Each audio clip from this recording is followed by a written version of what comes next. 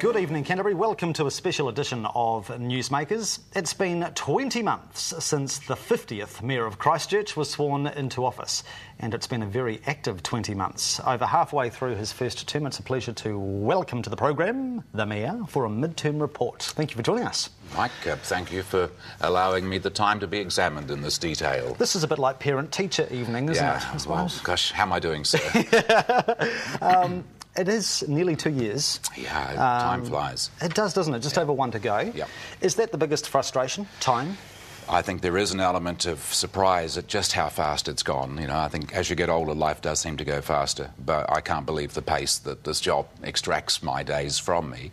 And it does make you actively consider the 4-year term, you know, both in central government and local government. I think the 3-year term, there's a lot of focus on that sort of the post-election trauma and reorganisation, followed by a period in the middle where you really are stuck in and you don't have people's eyes fixed to the next election. But as you move into next year, inevitably politicians start to go, my future is at stake soon, so I've got to keep an eye on that. And it affects the decision-making process.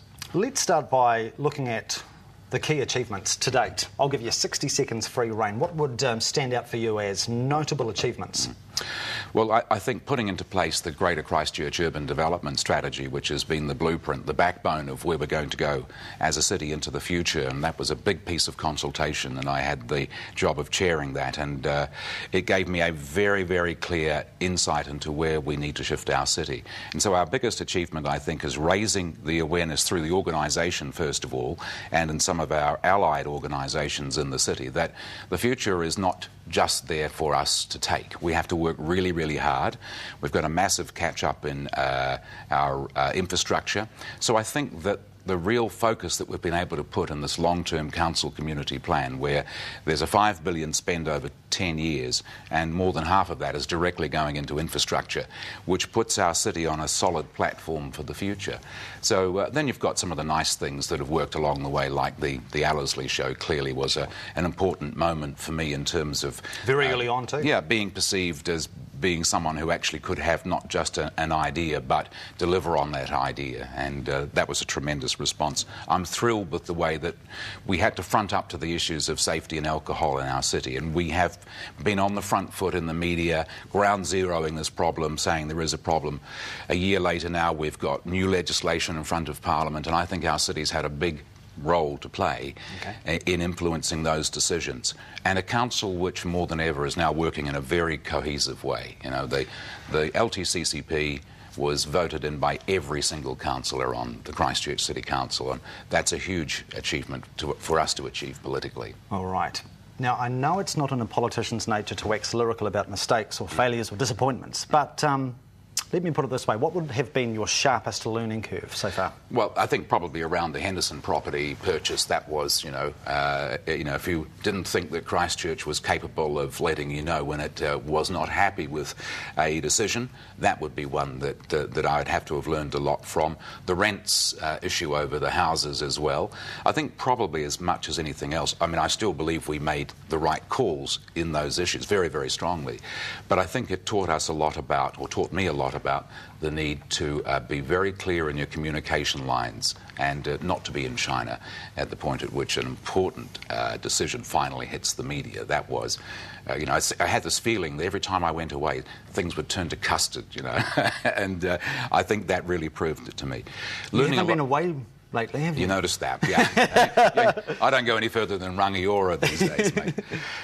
So lots of learning, and it's a stunning job. I love this job, and the complexity and the detail and the depth of the things that we're involved in as an organisation is incredible. So just the learning about what you're doing and how you're doing it, massive task.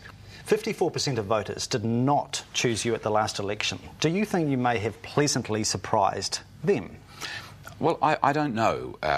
My philosophy is pretty simple, and I had it throughout the terms that I was mayor on the peninsula, and that is you have to do what you believe in, you have to do what you believe is right. I was always prepared to be thrown out by the community on the peninsula over my stand on the merger, but I really believed in that stand, and I had to take it. And I was surprised, more and more people began to get it. So I don't sit in this job really worrying about whether I will be re-elected or not. What I'm concerned about is in a space of 3 years there's an awful lot of work to be done. I'm being paid a very good wage by my community to work hard, and that's what I'm trying to do. I'm trying to deliver on the things that I said were important to me and I think were important to the community.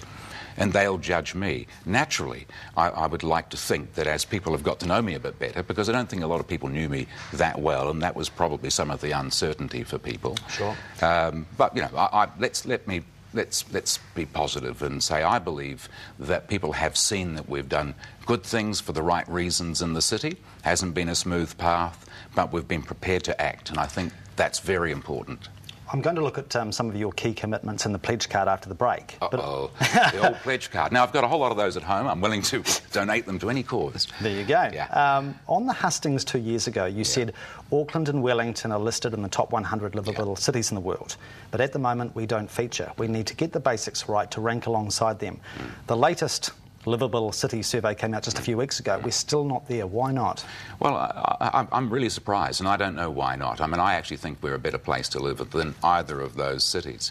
But, you know, the one thing I haven't done is actually sat down and said, who's the guy that does this poll and how can I get us on the list? I've been very focused on the fact that we've got some underlying basics that until we resolve, we can't achieve the goals that we have as a city to grow, to persist, to protect the institutions that we value, and to be a great place to bring your family and have a great future. So I think that I want to get more of those basics lined up before I really shove us completely out into that particular spotlight. But I think we've made tremendous progress, Mike, and I'm convinced that if we were ranked fairly alongside those cities on the same basis, that we'd come out of it very well. Our population tells us that. Sure. Just one quick question. Do you think the Fourth Estate give you a fair go? Yeah, pretty much so. I think I've had a few, there have been a few occasions when I've felt that the reporting lacks the understanding of the issue in the way that we clearly understand it. But then I have to accept responsibility for that because this role is about communication. And what I do is I look at myself and go, well, what could I have done better? So there are times when I have honestly felt that the media have taken a negative slant over an extended period of time, but I can't tell whether that's my own paranoia or whether it's the truth. What I do is I listen to criticism, and if it's not that sort of nasty personal kind of garbage that people throw at you, if it's genuine input, and I can pick up from that and change and learn, I'll take it on board. I think the press is better now, and maybe we're just getting all to understand each other a little bit better, and I'm learning better how to communicate. We'll take a break. We are with Mayor Bob Parker for his midterm report. Do stay with us.